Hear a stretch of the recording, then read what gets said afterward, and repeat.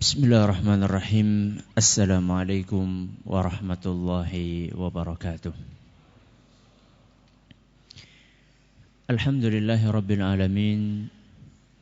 Wabihi nasta'inu ala umuri dunya waddin. Wa sallallahu ala nabiyyina Muhammadin wa ala alihi wa sahbihi ajma'in. Amma ba'd.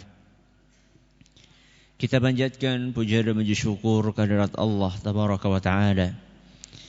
Pada kesempatan malam yang berbahagia kali ini, kita kembali diberi kekuatan, kesehatan, hidayah serta taufik dari Allah Jalla wa'ala, sehingga kita bisa kembali menghadiri pengajian rutin tafsir kita ini di Masjid Agung Darussalam Purbalingga. Kita berharap semoga Allah Tabaraka wa Ta'ala berkenan untuk melimpahkan kepada kita semuanya ilmu yang bermanfaat, sehingga bisa kita amalkan sebagai bekal untuk menghadap kepada Allah Jalla wa'ala.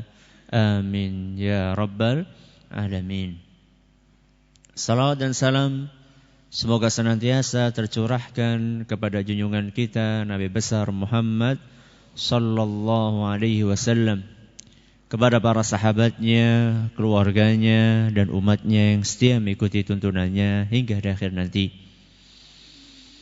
Jamaah sekalian yang kami hormati, pada pertemuan yang lalu kita telah mengkaji salah satu ayat yang termaktub di dalam surat Al-Alaq, yaitu ayat yang ketiga. Bunyinya, Iqra' wa rabbukal akram. Bacalah dan Rabbmu adalah yang maha pemurah. Sebelum kita memasuki ayat yang keempat, kita akan sedikit mengulang apa yang sudah kita pelajari pada pertemuan yang lalu. Yang pertama, ayat ini ada pengulangan kata Iqra'. Padahal kata ini sudah disebutkan di ayat yang pertama. Sebagian ulama mengatakan pengulangan kata ini sekedar untuk penekanan dan penegasan.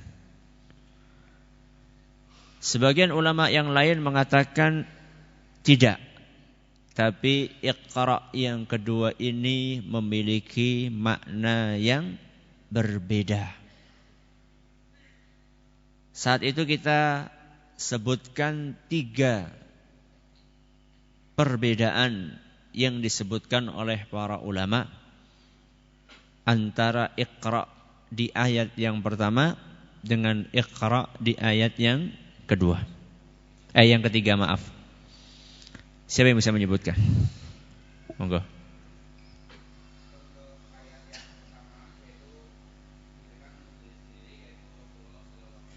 Salam.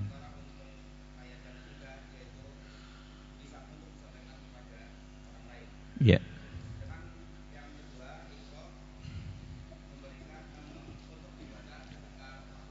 Ya. Gus.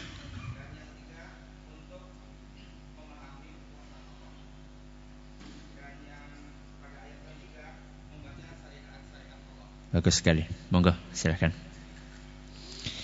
Pertanyaan yang kedua, wa rabbukal akram. Rabbmu adalah maha pemurah. Kapan seorang dikatakan pemurah? Kapan seorang dikatakan pemurah?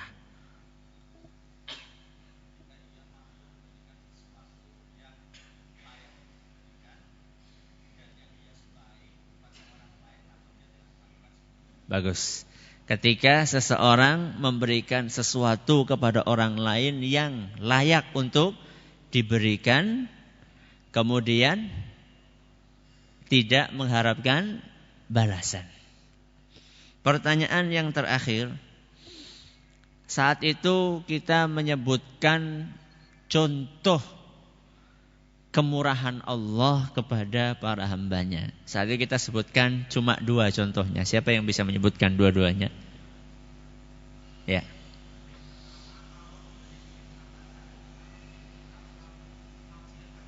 Iya. Bagus sekali. Yang pertama, Allah tetap memberikan nikmat kepada kita padahal kita sering berbuat maksiat kepadanya. Sedangkan yang kedua, Allah Subhanahu wa ta'ala sering memberi kepada kita tanpa kita meminta hal itu kepada Allah Azza wa Jalla. Dan masih banyak yang lainnya.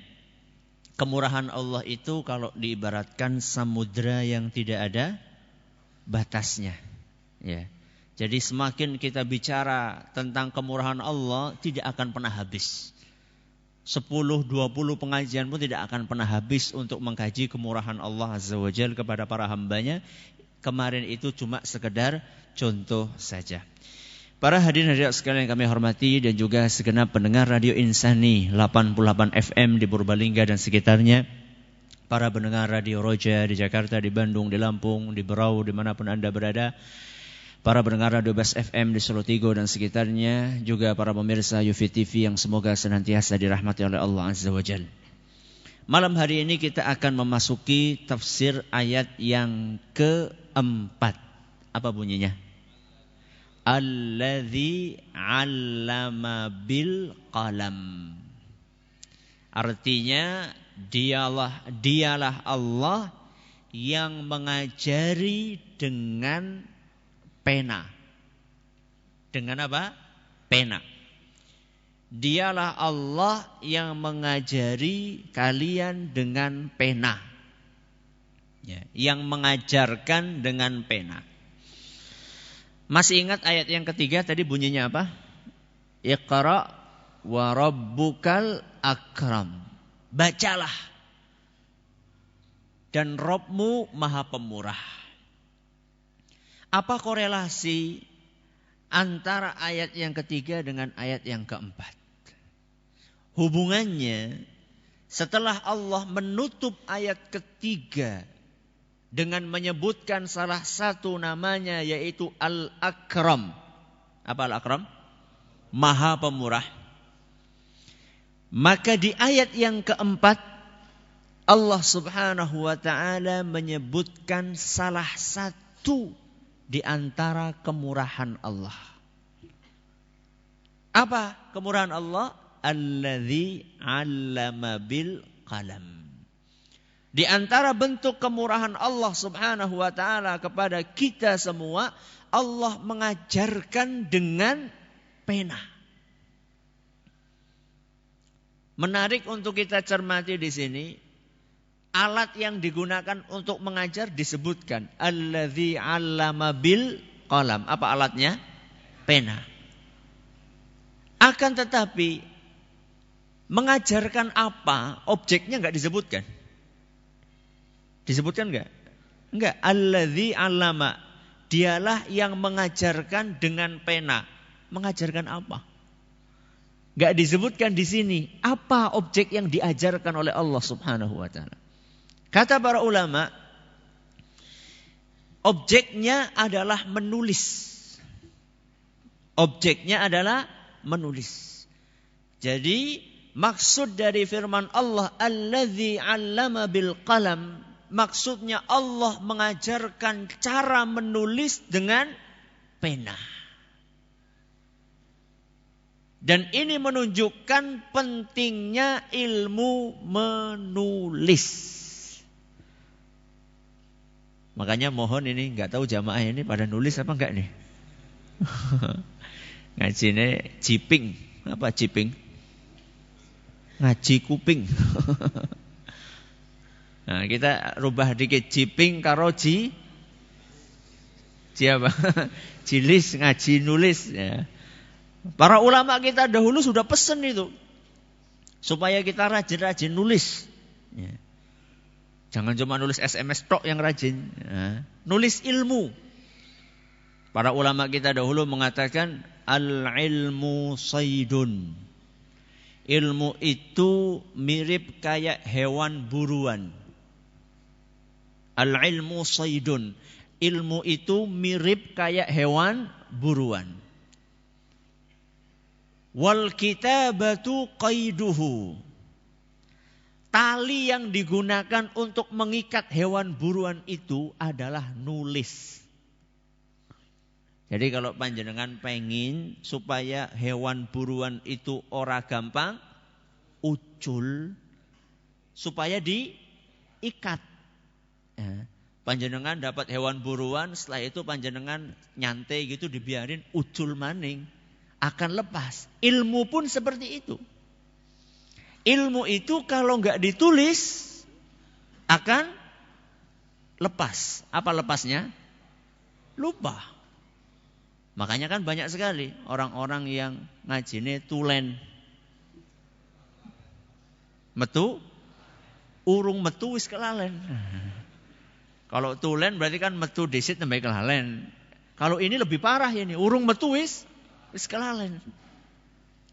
Bagaimana caranya supaya nggak gampang lupa? Ditulis.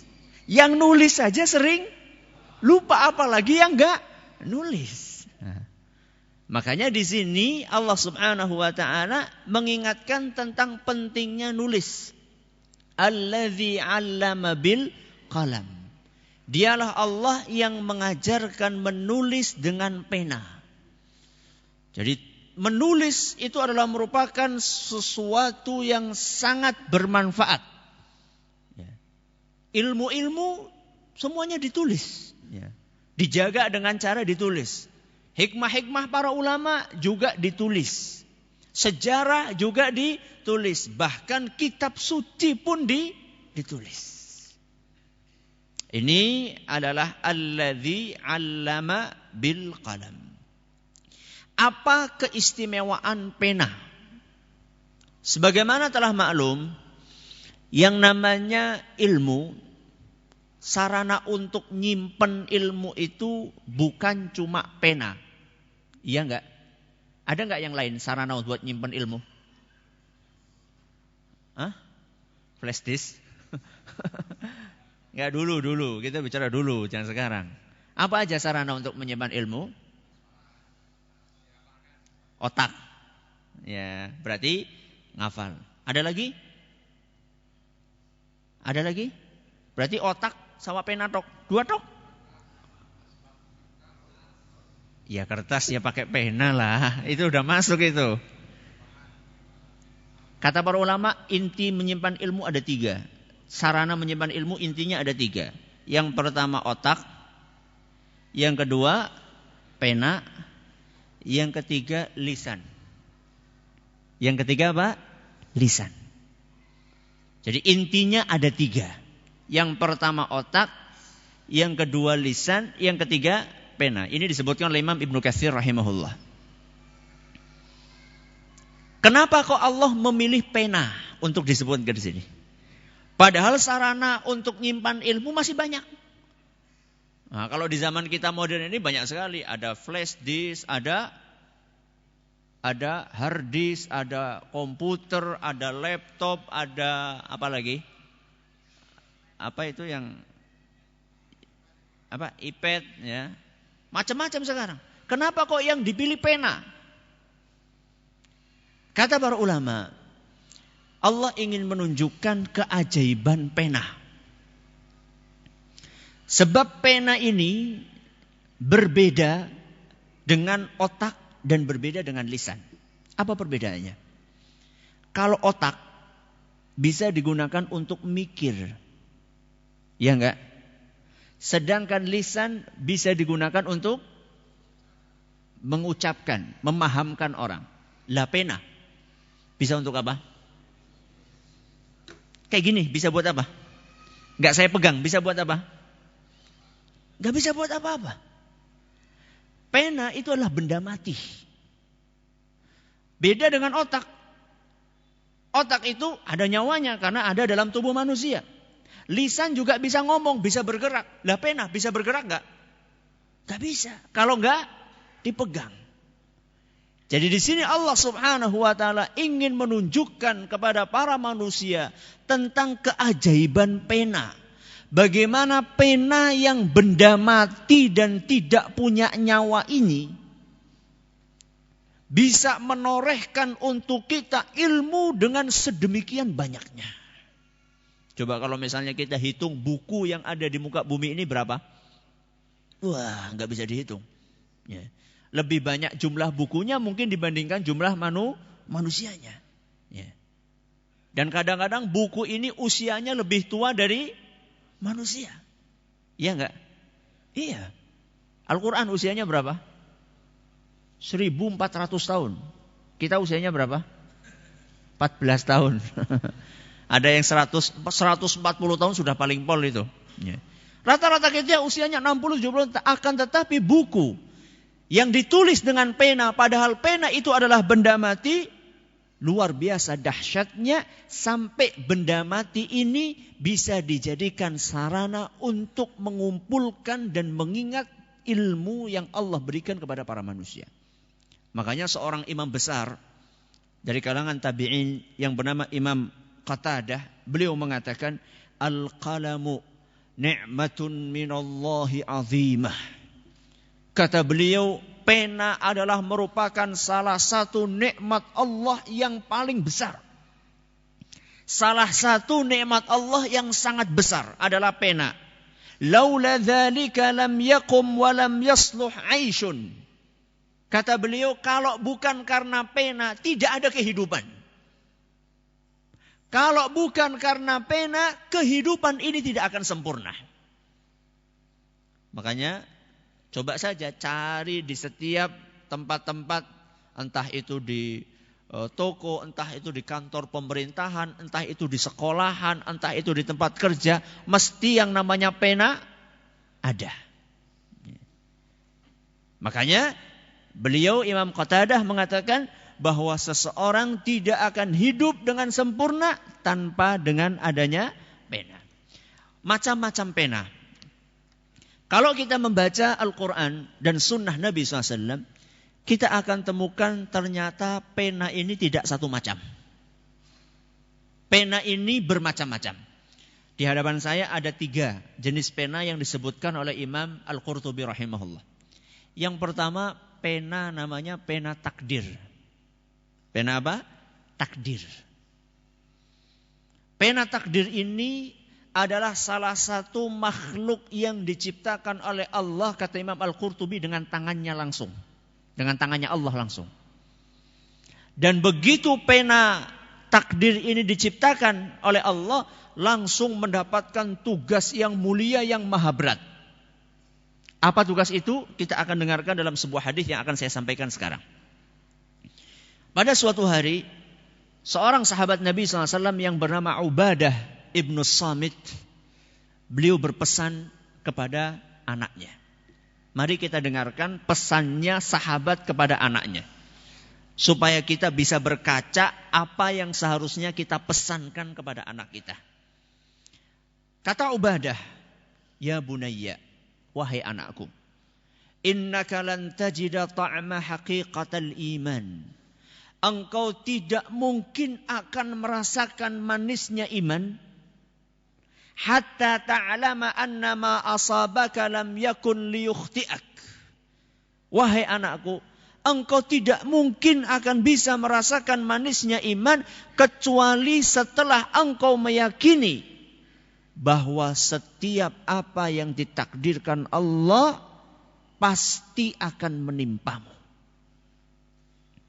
Apapun yang ditakdirkan Allah pasti akan menimpa kita. Wa ma akhta'aka lam yakun liyusibak. Dan apapun yang tidak ditakdirkan oleh Allah tidak akan menimpamu. Sama atau tidak ini? Sama atau tidak? Sama. Apa yang akan menimpa, apa yang ditakdirkan Allah menimpamu pasti akan menimpamu. Dan apa yang tidak ditakdirkan oleh Allah akan menimpamu tidak akan menimpamu. Maksudnya berapa, Ustaz? Contoh gampang. Ya, panjenengan ngelamar pekerjaan. Ngelamar pekerjaan. Kalau memang sudah ditakdirkan akan diterima, mesti diterima. Sebaliknya, kalau memang sudah ditakdirkan gak akan diterima, ya tidak akan diterima. Bisa dipahami nih? Ya. Kata Ubadah kepada anaknya, wahai anakku, engkau itu tidak akan pernah merasakan manisnya iman kecuali setelah engkau meyakini prinsip ini. Ini prinsip takdir. Jadi di dalam agama kita orang bisa merasa tenang hatinya itu bukan hanya dengan sholat, bukan hanya dengan puasa. Ya. Akan tetapi juga dengan beriman terhadap takdir. Kapan kita tahu Ustaz? Setelah kejadian. Makanya bedakan antara orang yang beriman dengan takdir dengan orang yang tidak beriman dengan takdir. Kalau orang yang beriman dengan takdir, hidupnya akan terasa nyaman. Kecelakaan pun dia akan merasa nyaman. Terus tabrakan. Ya. Dia akan mengatakan, ini sudah takdir. Qaddarallahu ma syafa'al. Ini sudah takdirnya Allah Subhanahu wa ta'ala. Tapi kalau orang tidak beriman dengan takdir, sudah kecelakaan, kakinya patah, apa yang dilakukan? Ngeresulah terus. Jadi sudah sakit kakinya, masih ketambahan hatinya ikut sakit. Gak akan tenang hidupnya. Akan tetapi orang-orang yang beriman dengan takdir, maka dia akan terus meyakini bahwasanya apapun yang sudah ditakdirkan Allah pasti akan saya dapatkan. Makanya orang yang beriman dengan takdir menghadapi segala apa yang dia hadapi di dalam kehidupan dunia ini, dia akan merasa tenang dan nyaman. Contoh kayak tadi, akan ngelamar pekerjaan. Ya sudah, berusahalah semampunya. Ya. Kalau memang wis jatahe ya bakalan orang Melayu mengendi-ngendi. Contoh lah, gampang sekarang contoh daftar PNS. Daftar apa? PNS. Oke, nek wis arep jatahe, orahan dadakan nyogok-nyogok, bakalan apa? Bakalan dadi. Loh, wis 10 tahun berarti itu belum takdirnya selesai. Nah. Nyogok aja ora bakalan dadi. Bayangkan sudah nyogok ora dadi mening. Subhanallah. Itu kan rugi apa? Rugi dunia akhirat itu. Ya, kenapa rugi dunia akhirat? Iya, karena dia nyogok itu sudah terancam dengan neraka. Nabi SAW mengatakan, ar-rashi wal murtashi finnar, yang nyogok dan yang disogok di neraka. Allahu Akbar. Bukan nyogok pelem ya. Maksudnya nyogok pekerjaan gitu loh. Ya, nyuap. Ya. Yang disuap dan yang menyuap, bukan nyuapi bayi nanti. Yang disuap dan yang menyuap itu sama-sama di neraka. Rugi akhirat.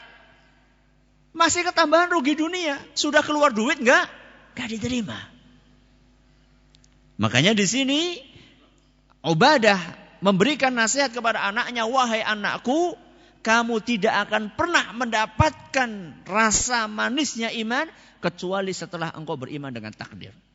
Kemudian Ubadah mengatakan, fa inni sami'tu Rasulullah sallallahu alaihi wasallam yaqul, aku pernah mendengar Rasulullah sallallahu alaihi wasallam bersabda, inna awwala ma khalaqallahu al-qalama faqala lahu uktub. Kata Nabi sallallahu alaihi wasallam, sesungguhnya pertama kali Allah menciptakan pena, Allah berkata kepada pena, tulis. Bayangkan, baru diciptakan langsung apa? Dapat tugas, tulis. Bisa dibayangkan kayak bayi baru lahir, Melayu. Itu kan ini tuh. Ini pena ini begitu diciptakan oleh Allah Subhanahu wa taala. Pertama kali diciptakan, langsung Allah menitahkan kepada pena, tulis. Gitu tulis. Allah berfirman seperti tulis. Tulis. Maka pena pun mengatakan kepada Allah Subhanahu wa taala, ya Rabbi, wa madza aktub? Wahai Rabbi, apa yang harus saya tulis? Ini pena ini cerdas kan? Jadi disuruh nulis tapi kan gak disebutkan nulis apa. Makanya pena tanya, ini harus dicontoh ini. Ya, harus dicontoh. Gurunya garap PR.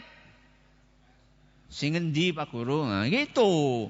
Garap PR nanti satu buku disuruh garap semuanya. Kalau nggak paham tanya. Pena saja nanya sama Allah Subhanahu wa taala. Ustaz, pena kok bisa ngomong Ustaz? Itulah keajaiban pena yang pertama ini. Nah, jadi jangan dipikir nanti kita ayo tulis.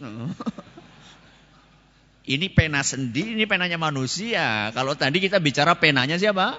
Penanya Allah, pena takdir, ini pena istimewa. Ya, jadi jangan sampai nanti panjenengan ngomong 100 kali tulis.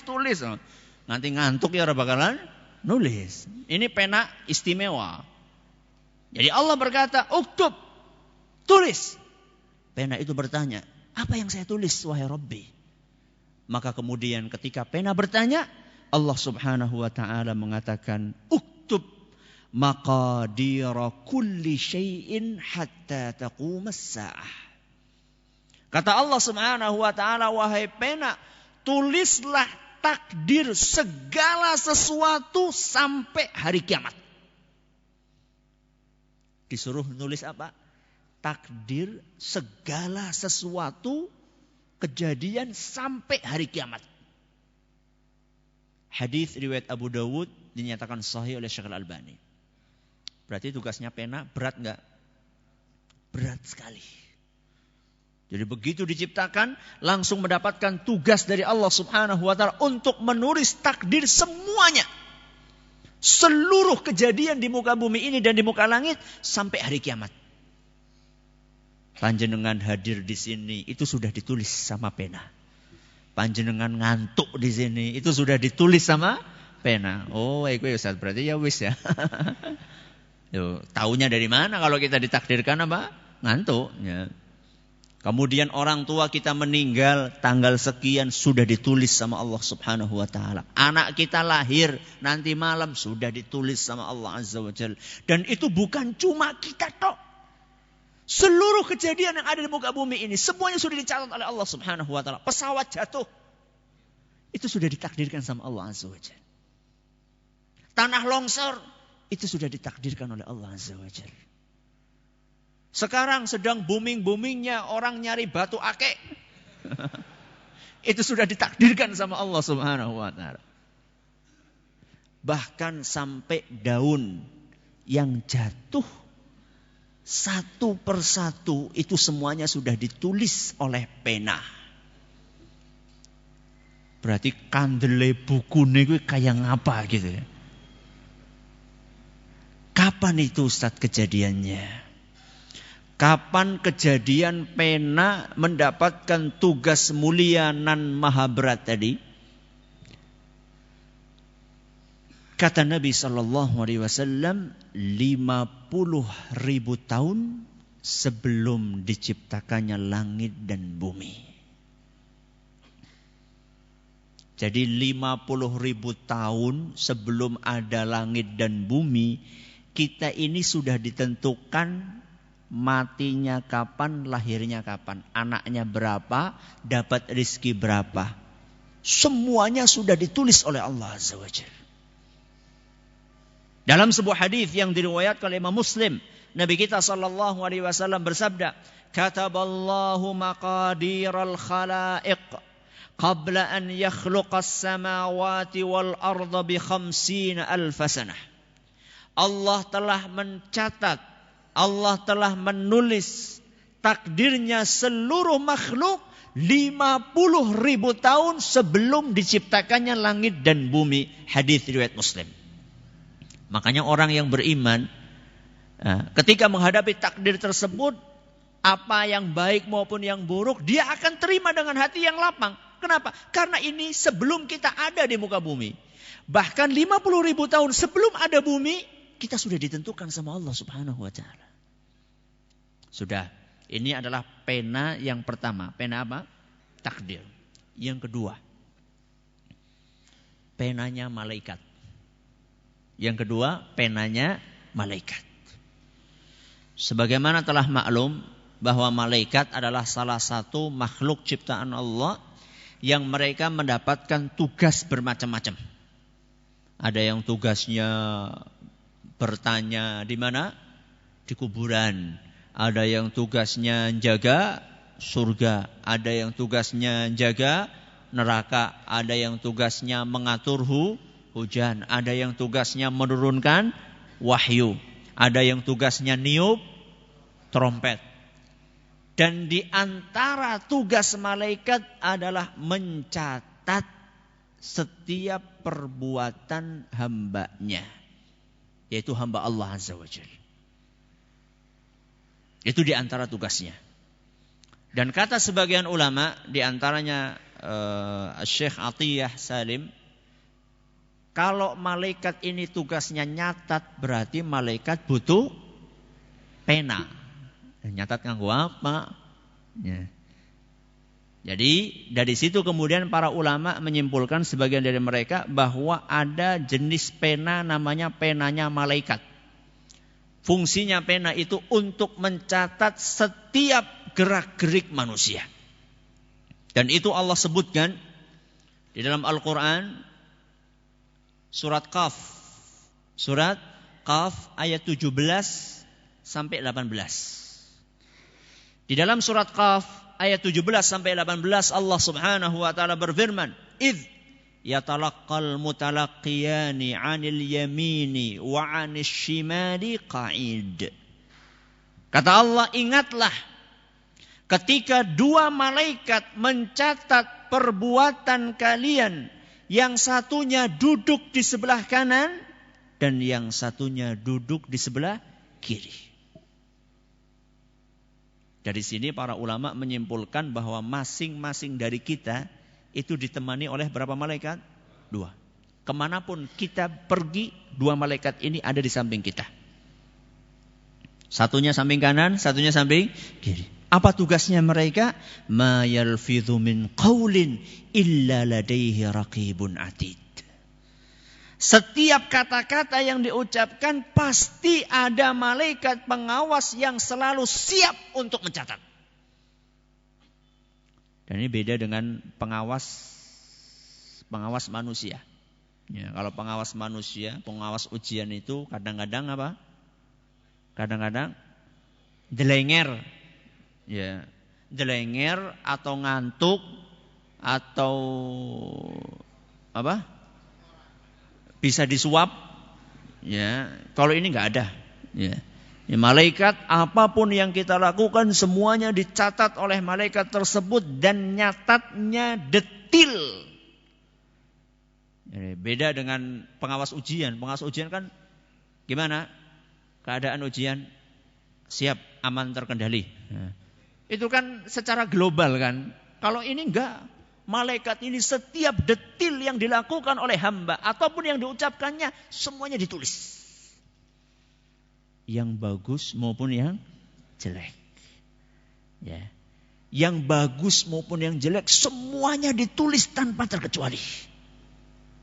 Makanya orang-orang yang banyak berbuat maksiat nanti pada hari kiamat dia mengatakan, ya wailatana ma li hadzal kitabi la yughadiru saghiratan wala kabiratan illa ahsaha.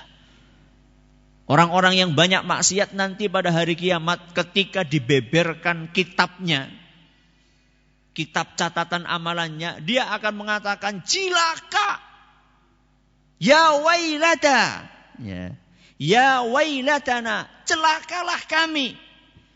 Kitab apa ini? Yang kecil, yang besar, semuanya ditulis. Jadi makanya ini dalil, ini dalam Al-Quran surat Al-Kahfi ayat 49. Ya, jadi dalam surat Al-Kahfi ayat 49 itu menggambarkan kepada kita bahwa yang ditulis oleh malaikat pencatat amalan ini adalah detil setiap apa yang kita lakukan dan apa yang kita ucapkan. Makanya kapan itu saya sampaikan bahwa Allah Subhanahu wa ta'ala itu tidak akan pernah lupa. Kalau mengundur iya. Kalau ngundur iya. Menunda iya. Menunda hukuman iya. Tapi Allah gak akan lupa. Karena ada sebagian orang itu dikiranya kita misalnya berbuat maksiat. Oh, saya setiap hari berbuat maksiat. Nyatanya tubuh saya sehat-sehat saja. Makanya saya kan pernah menyampaikan. Entah di sini entah di mana. Kalau misalnya kita banyak maksiat, kok tubuh kita apa? Sehat walafiat, hati-hati. Ya, saya pernah menyampaikan entah di mana, di sini atau di mana gitu. Di Masjid Al-Ikhlas kalau nggak salah. Ya, kalau kita sering maksiat, mata maksiat, telinga maksiat, kaki maksiat, ya, tangan maksiat, kok tubuh kita sehat walafiat, hati-hati. Kenapa hati-hati? Bisa jadi kita ini lagi ditunda sama Allah Subhanahu wa taala. Ya. Lagi ditunda supaya apa? Supaya dosa-dosanya itu numpuk sampai sebanyak-banyaknya, nanti pada hari kiamat akan dibalas lengkap sama Allah Azza wa Jalla. Makanya dikatakan oleh para ulama, innallaha yumhil wala yuhmil. Allah Subhanahu wa taala itu menunda menjatuhkan hukuman, tapi Allah tidak lupa. Jadi setiap apa yang kita lakukan itu dicatat oleh Allah Azza wa Jalla. Makanya kita di dunia bisa bersandiwara, akan tetapi di akhirat jangan harap kita akan bisa bersandiwara. Semuanya akan dicatat oleh Allah di situ. Di dunia orang kan bisa sandiwara. Masya Allah, Pak Anu bagus sekali sama istrinya. Itu kalau lagi kondangan mesra banget. Tangan istrinya dia apa? Digandeng. Ngomongnya lembut, jeng mau kemana jeng. Nah, tapi kalau di rumah, na'udzubillahi min dzalik. Nah, itu semuanya akan ketahuan pada hari kiamat. Ya. Kita bisa bersandiwara di dunia, menampakkan kemesraan kita di hadapan mertua. Ya. Kita bisa menampakkan itu di dunia, akan tetapi jangan harap nanti pada hari kiamat kita bisa menyembunyikan itu semuanya. Itu semuanya nanti akan dibeber oleh Allah Azza wa Jalla. Bahkan disebutkan dalam beberapa riwayat bahwa dibeberkannya catatan itu adalah di hadapan seluruh manusia. Jadi yang kelihatannya alim soleh, padahal sebenarnya tidak alim soleh, jebule. Itu nanti pada hari kiamat semuanya akan terbuka. Na'udzubillahi min dzalik. Akan dipermalukan di hadapan seluruh makhluk yang ada di muka bumi pada saat itu di padang mahsyar. Ini pena yang keberapa? Pena yang kedua. Penanya siapa? Malaikat. Pena yang ketiga baru. Penanya siapa? Manusia. Ya. Yang pertama penanya siapa? Takdir, pena takdir. Yang kedua pena malaikat. Yang ketiga penanya manusia. Nah, dengan penanya manusia inilah kita menulis ilmu yang Allah berikan kepada kita. Dan tergantung penanya itu dipegang sama siapa. Kalau dipegang sama orang baik, maka yang keluar juga baik. Ya. Kalau misalnya digunakan atau dipegang oleh orang yang jahat, yang keluar juga apa? Jahat. Yang jelek yang keluar. Sama kayak peso. Kayak apa? Pisau, golok. Golok kalau dipakai oleh rampok, maka akan dipakai untuk melakukan kejahatan. Tapi kalau digunakan, dipakai oleh tukang apa? Tukang jagal, maka akan digunakan untuk nyembelih. Asal jangan nyembelih manusianya. Digunakan untuk nyembelih sapi, nyembelih kambing. Tergantung. Itu namanya juga alat. Pena ini alat. Maka siapa yang memegang? Dan semakin mulia yang memegang pena tersebut, akan semakin mulia pula tugas yang dijalankan oleh pena itu. Dan pena manusia yang paling istimewa adalah pena yang dipegang oleh para sahabat Nabi sallallahu alaihi wasallam, para penulis wahyu. Wahyu itu Al-Quran dan hadis Nabi sallallahu alaihi wasallam. Jadi begitu Nabi dapat wahyu, kemudian Nabi memiliki para sahabat-sahabat yang tugasnya mereka adalah juru tulis. Al-Quran ada yang nulis, hadis Nabi SAW ada yang nulis. Berapa orang Ustaz? Kata Imam Ibnu Katsir, sekitar 23 orang sahabat Nabi SAW yang spesialisasinya antara lain adalah nulis wahyu. Jadi begitu turun Al-Quran, Nabi SAW menghafalkannya, kemudian ditulis oleh para sahabatnya. Begitu pula hadis-hadis Nabi SAW. Siapa saja Ustaz 23? Antara lain, gak semuanya ya, antara lain 4 khalifah yang sudah ma'ruf, Khulafaur Rasyidin. Siapa? Abu Bakar As-Siddiq, terus Umar bin Khattab, terus Utsman bin Affan, terus Ali bin Abi Thalib. Sudah berapa ini? 4. Berarti sisanya berapa? 19, akeh ya. Minimal kita tahu 4. Yang lain-lainnya, ada yang tahu mungkin? Bagus. Mu'adz bin Jabal. Mu'adz. Namanya siapa? Mu'adz bin Jabal. Kemudian yang lainnya adalah Ubay. Siapa? Ubay bin Ka'ab. Ya. Yang lainnya juga adalah Az-Zubair ibnul Awwam. Ya, ini salah satu di antara 10 yang dijamin masuk surga. Kemudian juga ada sahabat namanya Al-Mughirah.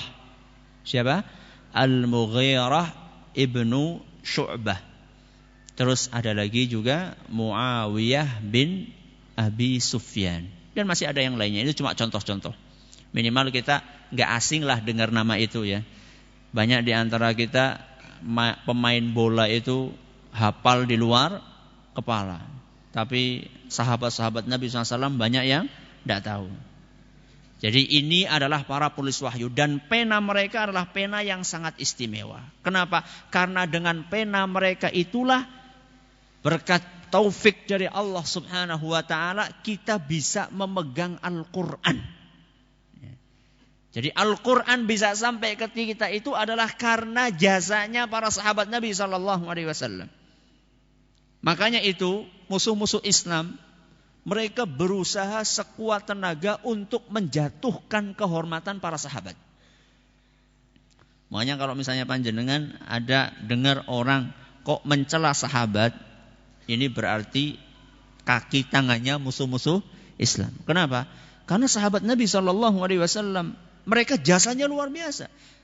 Tanpa ada perantara para sahabat Nabi SAW setelah taufik dari Allah Azza wa Jalla, Quran gak akan sampai ke kita. Hadis Nabi SAW gak akan sampai ke kita. Kalau bukan karena jasanya siapa? Para sahabat Nabi SAW.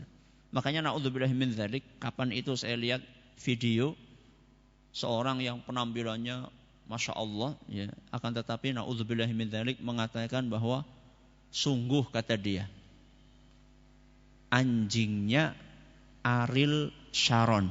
Siapa Ariel Sharon? Perdana Menteri Israel. Ya, Perdana Menteri Yahudi, orang-orang Yahudi yang menjajah Palestina. Kata dia, sungguh anjingnya Ariel Sharon itu lebih terhormat dibandingkan Abu Bakar dan Umar. Na'udzubillahi min dzalik. Sedemikian mereka bencinya kepada sahabat Nabi SAW. Maka hati-hati. Nah, ajaran-ajaran yang seperti ini mulai masuk ke Indonesia. Nah, makanya hati-hatilah kalau ada orang sudah mulai mencela siapa? Sahabat Nabi SAW. Bukan berarti sahabat Nabi SAW maksum, tidak.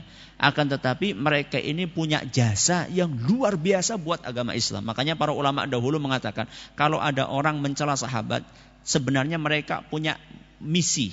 Apa misinya? Menjatuhkan Quran dan Sunnah. Karena yang mentransfer Quran dan Sunnah siapa? Sahabat. Berarti kalau sahabatnya jatuh, Qurannya juga jatuh. Itu misi mereka sebagaimana dijelaskan oleh Imam Abu Zur'ah Ar-Razi. Ini pena. Penanya siapa? Sahabat. Kemudian pena siapa lagi? Pena para ulama.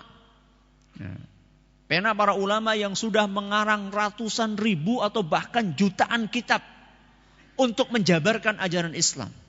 Sampai-sampai ada di antara mereka yang rela mengorbankan dua bola matanya demi untuk nulis. Salah seorang ulama dikisahkan, beliau pandangan matanya atau matanya buta di usia ketika beliau sudah mulai lanjut usia. Di usia tuanya itu buta. Kenapa? Karena setiap malam, siang dan malam, siang nggak ada masalah. Malam itu kalau nulis itu cuma ditemani dengan apa? Lilin. Ya, kita tahu lilin itu kan apa?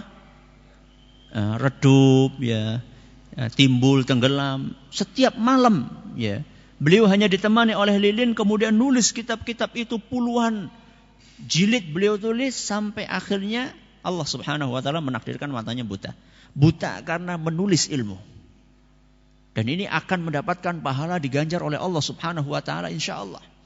Ya. Begitulah para ulama memanfaatkan anggota tubuh yang Allah berikan kepada mereka.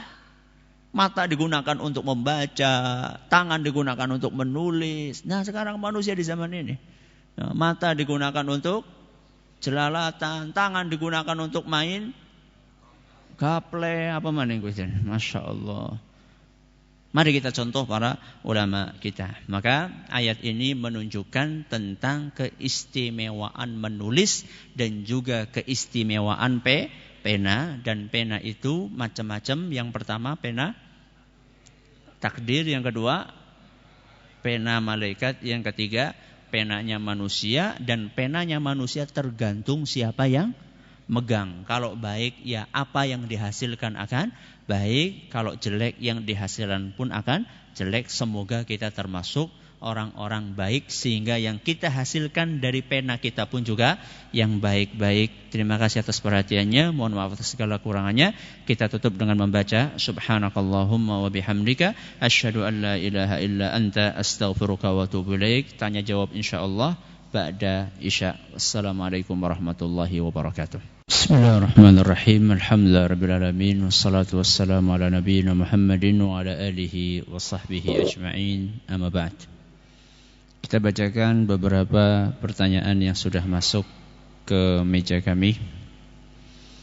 Pertanyaan pertama, Ustadz, bagaimana kita menjawab orang yang menganggap peci hitam seperti menyerupai orang kafir? Pertama, menyerupai orang kafir. Bolehkah kita menyerupai orang kafir? Boleh enggak? Boleh enggak? Tidak boleh. Karena Nabi SAW bersabda, man tashabbaha biqaumin fahuwa minhum. Barang siapa yang menyerupai suatu kaum, maka dia termasuk bagian dari mereka. Barang siapa menyerupai suatu kaum, maka dia termasuk bagian mereka. Ini hadis yang melarang kita untuk menyerupai orang kafir. Tapi yang jadi pertanyaan, seseorang itu dikatakan menyerupai orang kafir kapan? Para ulama kita menjelaskan bahwa orang dianggap menyerupai orang kafir di saat dia melakukan sesuatu yang merupakan identitas khususnya mereka. Ketika seorang melakukan sesuatu yang merupakan apa? Identitas khusus mereka. Yang lain tidak melakukannya.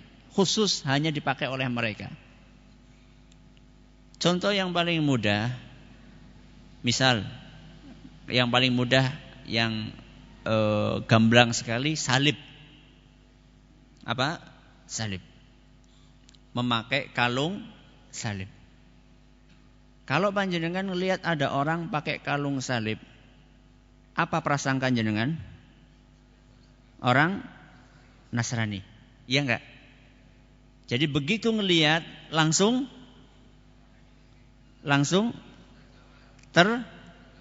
tergambar, terdetik, ternilai, langsung bisa menilai bahwa ini orang kafir karena ada identitasnya. Itulah yang namanya menyerupai suatu kaum. Maksudnya melakukan sesuatu yang merupakan identitas khusus mereka. Begitu ngelihat langsung paham ini orang kafir. Sekarang saya tanya, peci hitam yang kebetulan hari ini saya nggak pakai. Peci hitam yang biasa kita pakai, apakah itu identitasnya orang kafir? Coba sekarang panjenengan ketemu orang di jalan pakai peci hitam, langsung panjenengan ini orang kafir? Iya? Malah justru sebaliknya. Malah justru sebaliknya. Kita ngelihat orang pakai peci, ini orang Islam. Ya. Walaupun ada orang kafir pakai peci, akan tapi dia orang kafir memakainya sebagai baju apa? Baju nasional. Makanya kan sebenarnya songkoknya songkok apa? Nasional. Jadi peci itu bukan identitas suatu agama. Peci hitam itu bukan identitas agama. Peci hitam itu adalah identitas kalau kita sekarang negara Indonesia.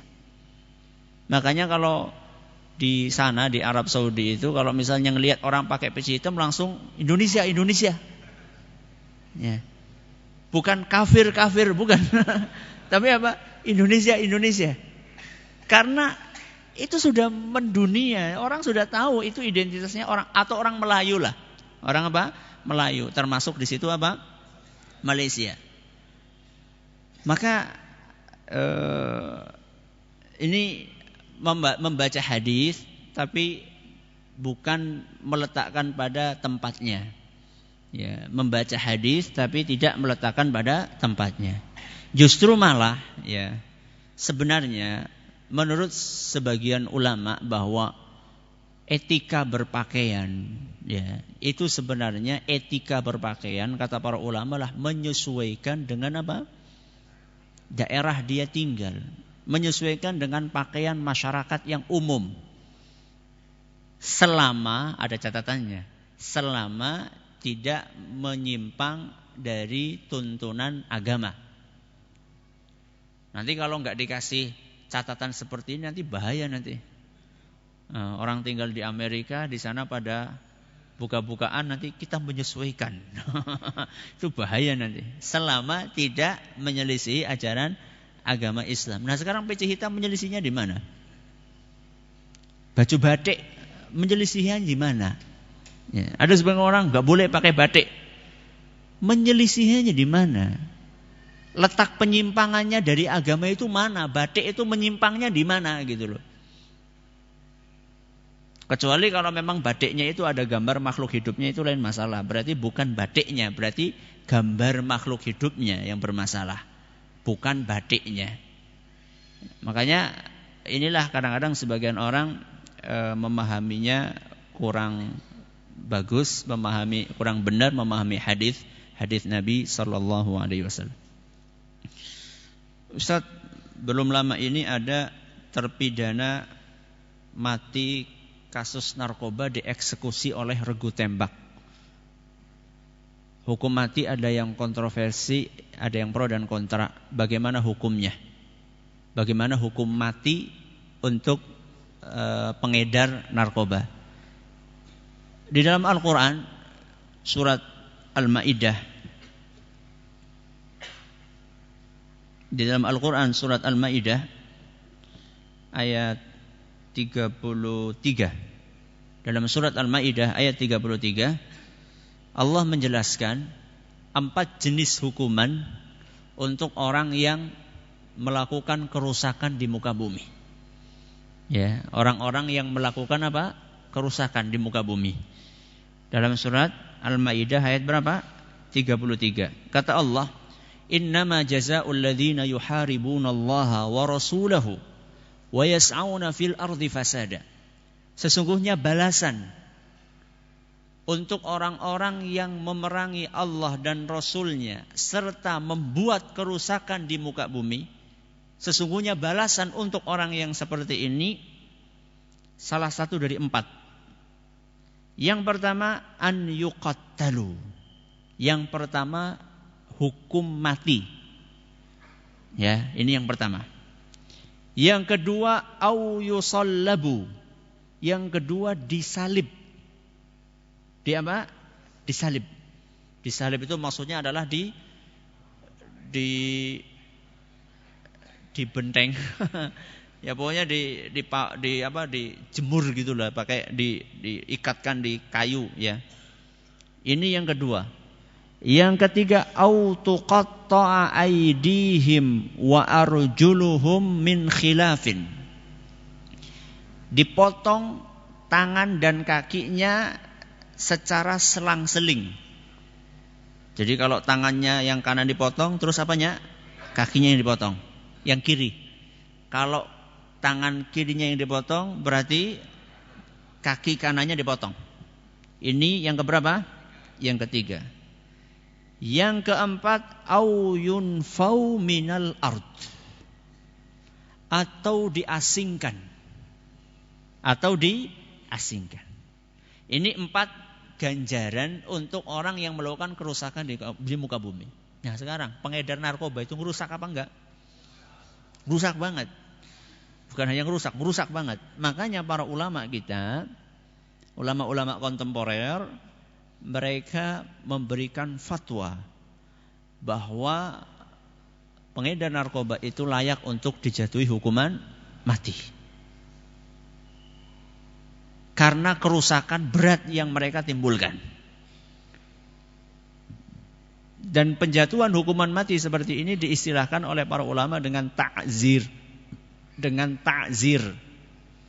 Nah, kalau yang sudah ditentukan jenis hukumnya itu namanya hudud, hukum had. Misalnya orang berzina maka akan dirajam atau dicambuk. Kalau mencuri akan dipotong, itu namanya had, hudud. Ya, had itu kalau yang sudah ditentukan. Kalau seperti ini kembali kepada kebijakan pemerintah kaum muslimin. Jadi kerusakannya setingkat apa? Ya, kalau misalnya kerusakannya sudah berat sekali, dia boleh memilih hukuman mati. Ini namanya ta'zir. Sebagian orang mengatakan kasihan. Kasihan siapa? Kasihan si pelakunya, hak asasi manusia. Ya. Kemudian kasihan keluarganya. Dia cuma melihat satu orang, tapi dia tidak melihat kasihan masyarakat Indonesia. Nah, jadi memahaminya itu dia cuma hak asasi si pelaku. Dia tidak melihat hak asasi siapa? Korban. Ya. Dan itu tidak adil. Makanya dalilnya hukuman mati itu ada dalam apa? Al-Quran surat Al-Ma'idah ayat 33. Bolehkah berbisik-bisik dengan teman padahal ada orang lain?